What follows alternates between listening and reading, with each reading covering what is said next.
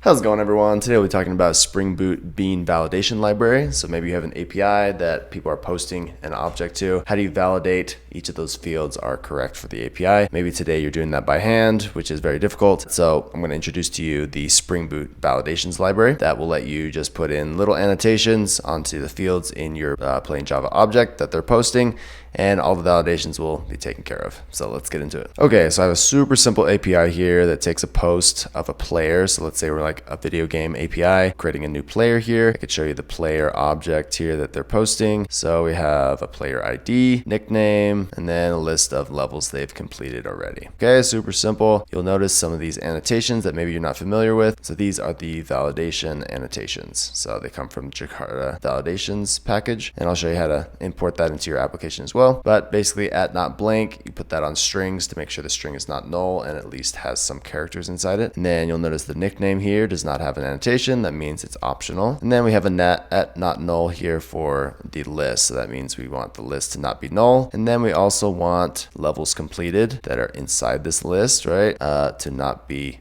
blank, null. So all of these fields need to be valid. And you'll notice this at valid annotation here. So this says to the validation library, hey, we also want everything inside this list to be validated. So make sure that you enforce all of these constraints as well. Okay, and then on the API side, we have this at valid annotation, which makes all the magic happen. It tells the validation library, hey, we want to validate the player object against all of these constraints that we have configured. Okay, so super simple. Once you get used to the annotations, it's really simple. And then we're doing is just a simple post to this service, and it is just outputting a log here. So we'll see a log here at the bottom. Okay, so I have this running here. So let's see how this works. So I have a player here, and I'm just gonna hit enter to execute it. So this is a valid API call because we have player, we have everything populated here. So we get a status of 200. But let's say I take out completed here and hit send. As you can see, I get a bad request and error 400. Okay, so that's a client error. I haven't passed a field that the API wants. So as you can see, I got a validation error here in the logs. So that's something you can validate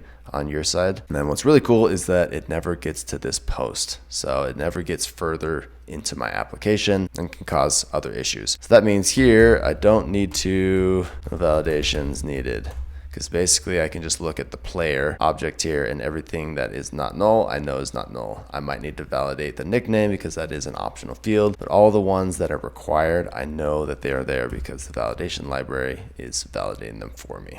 So I hope that makes sense. I can quickly show you the libraries that I've added. So I use the Spring Initializer to create this simple application, and then I'll also post this code. But basically I put in the validations library here, so Bean Validation with Hibernate Validator, and then Spring Web to actually create the API. Anyways, I hope that demystifies some of the magic that goes on behind the scenes there, but it's really nice for your application, especially as a developer, to know that all of these are being validated at the very front. That way the layers down beneath can know that they don't need to do null checks and all that kind of stuff on required fields. Anyways, thanks a lot.